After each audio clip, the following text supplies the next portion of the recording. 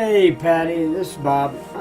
Look, I'm going to do this video real quick, just kind of as a preview to kind of give us some thought process on where we want to go with this discussion board for Module 2.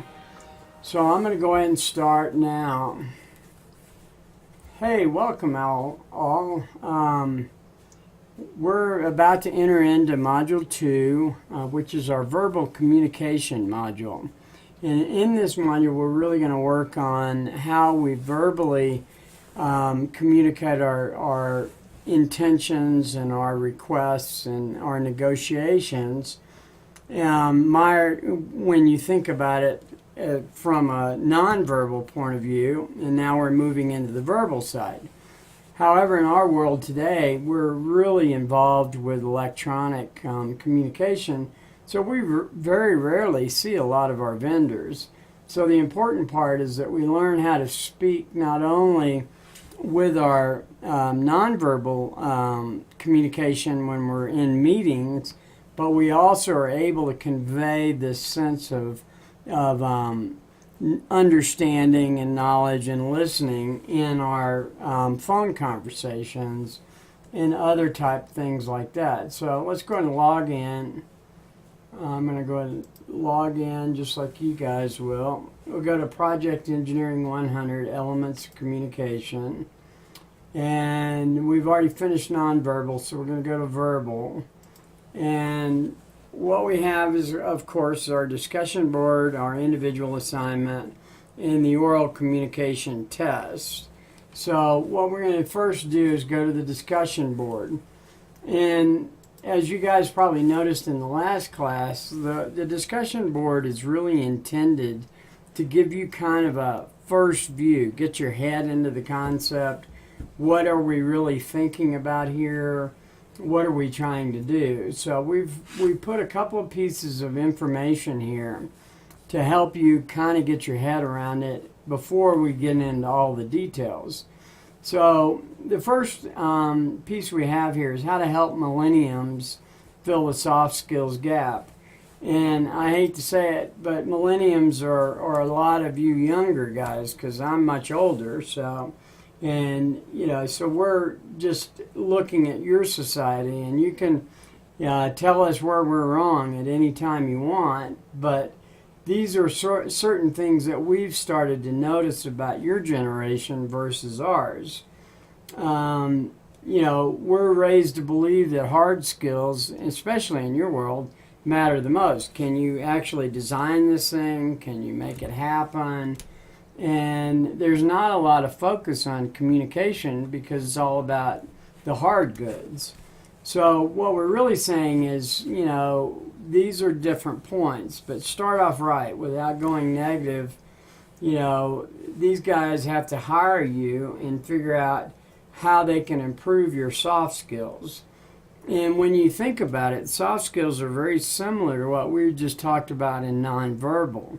It's the things they don't teach you in college, but it's the things that really make you the leader that you wish to be and develop your respect and reputation in the industry.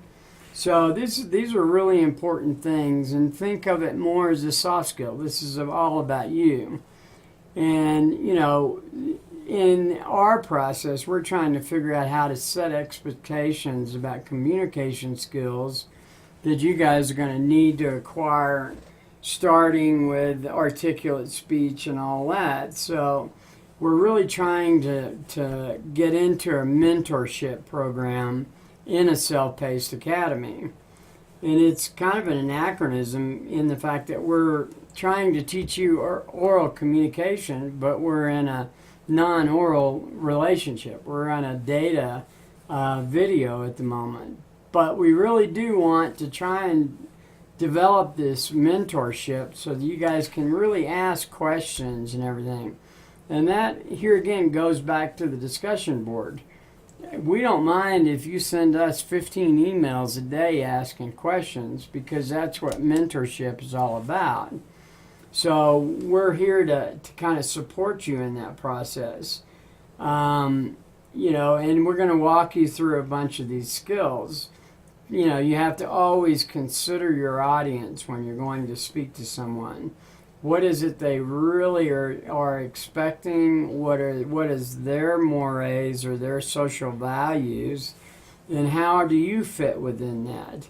And it's really not about you. It's about them. You have to show them that relationship is all about trying to make this work in a very cohesive fashion. And relationship building will occur as you get more and more involved with it. And you'll have that vendor over at GE Supply or IES or whoever, and you'll build relationships with people you've never seen before, but you only know orally and in a written communication format. Now, we're going to get into written later, but right now we're talking about oral. When you pick up that cell phone, what are the things you really are trying to accomplish?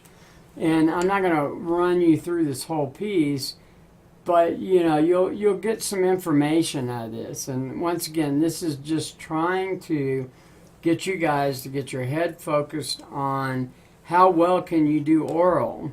And oral in a meeting requires nonverbal versus verbal. And when you're on a cell phone, it's a verbal only relationship. So you can't send a lot of information non-verbally. So how do you make that work? And then we're going to go ahead and back up. That's your first piece in the classroom materials. These are skills worth mastering. And this really is a good place to start. You have to open your conversations in a friendly way, just trying to impart that you're there to be an active partner in a good relationship. And then we'll get much deeper into this very soon, but think before you speak. And we really recommend that you already know this before you walked into that whole situation. So whenever your boss gives you a task, let's say you need to go out and all of a sudden, whoa, we're missing a 45 kVA transformer up on the 15th floor, and I got to have it by tomorrow morning, and your boss comes to you and says, man, I got to get this, and you figure out how you're going to do that. The first step, we truly have kind of looked at this thing over our years as project engineers. First of all, why is it we're missing the transformer? Secondly, what kind of transformer is it? Can we even find the darn thing in stock? And then how much are we going to pay dearly for to get this by tomorrow morning? And can we get it there by tomorrow morning? So with that all said, we're basically saying that the first step is when you get that direction that you need to initiate a conversation with somebody, a vendor, an architect, an engineer, or an owner, look at the task first. Think about it before you even pick up that phone. Think about what you're trying to do. Secondly, have you done your homework? If I pick up the phone and say, hey, Deanne, I need a 45 kVA transformer for the 14th floor, and she immediately comes back to me and says, well, what kind of transformer is it? Does it does it need an isolated ground? Is it a shielded transformer? What's its K rating? I mean, the whole deal, right? And if you haven't sat down and figured that out, you're about to have 3 conversations, when if you'd just taken about a minute or two and gone and looked it up in your specs, in your submittals, you'd know exactly what you needed. So the first way to do that conversation properly is to be friendly and then tell her exactly all the data that is necessary for her to be able to process that order. Then thirdly, you're going to get into be very clear about what you're trying to do. The whole point is if I'm going to pay a ton of money to get that 45 kVA transformer on the job site tomorrow, I better be clear on, first of all, where it needs to be delivered to, and exactly that it's got all the lugs in it, it's configured properly, so when I get it up there, and they have to get it done by that next morning, they have everything they need. So being clear is part of that whole process of researching the matter and thinking the problem through. And then we move on to don't talk a whole bunch. It's really about you're giving them the information they need. Now listen, see what they can do. They may come back and say, gosh, you got a snowball's chance in heck to ever get that done. And you say, well, okay, fair enough.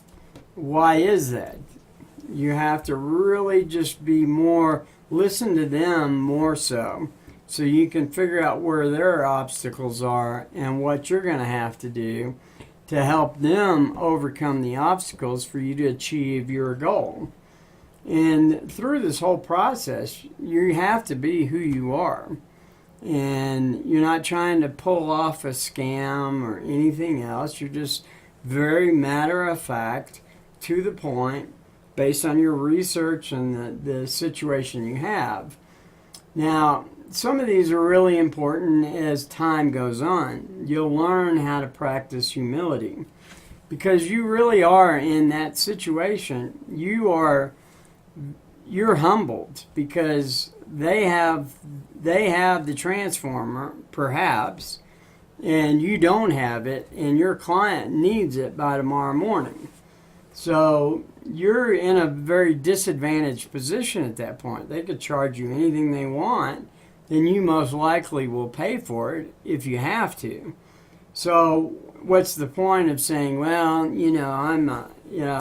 it should only cost $800? Be human. Show some humility and say, Deanna, I know we're over a rock and a hard spot here, but man, I could really use some help. Because if I don't get this done, that means this tenant can't move in on the day of opening. And you just delay it out. And then they have a little bit more empathy for your situation because they do want to keep you as a long-term client. They're not just doing this for today. It's for however many years they can maintain that relationship. And we move on to the next point, which is speaking with confidence. Confidence is based on how well you know that issue.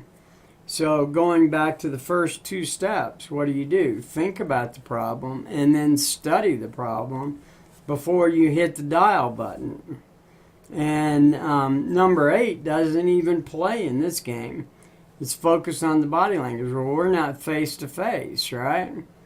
And 9, we've already covered because you are concise, because you know exactly what you're doing. And then just listen to her side of the game or the vendor's side of the game and figure out a way to make it easier for them to help you in that situation. And this is only one scenario of many. And in this first discussion board, we're going to throw out some scenarios for you guys to kind of think about.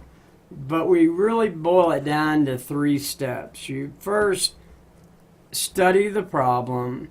Listen to the problem. What is it your boss wants you to do? Or what does the circumstance require you to make happen? Secondly, go research the heck out of it until you know exactly how, what, when, and where you're going to make this happen. And then the third thing is be honest. Be very, show some humility and say, I need this. But at the same time, that doesn't mean that you're going to roll over when they ask you for, $10,000 for a $800 transformer or a $1,500 transformer, whatever it may be. And so this is the elements of verbal communication that very few people talk about themselves, right? Or talk about.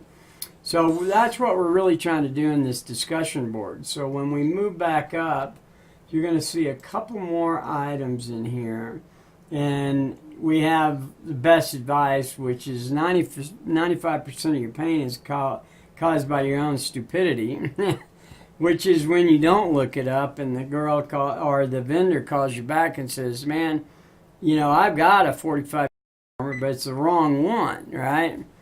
And you don't, or she ships it to you and you get it out on the job site, and guess what? It's a darn, it's a standard, 45 kVA transformer with no IGs, no K ratings or anything. And then the last thing is really from barracks to boardroom, and this is more about building your own self-confidence. And the more self-confidence you have in your verbal conversation, the more meaningful it will be to the party on the other side of the phone. So we're just, this is, like I said, this is just a discussion board. So we'd really like to get you guys to think about all this stuff and, let us know what your thoughts are. Start dropping us notes in the discussion board. And then we'll start posting more and more videos as we can to show you different scenarios of how communication works. So, welcome to the second class, and I hope you have a lot of fun.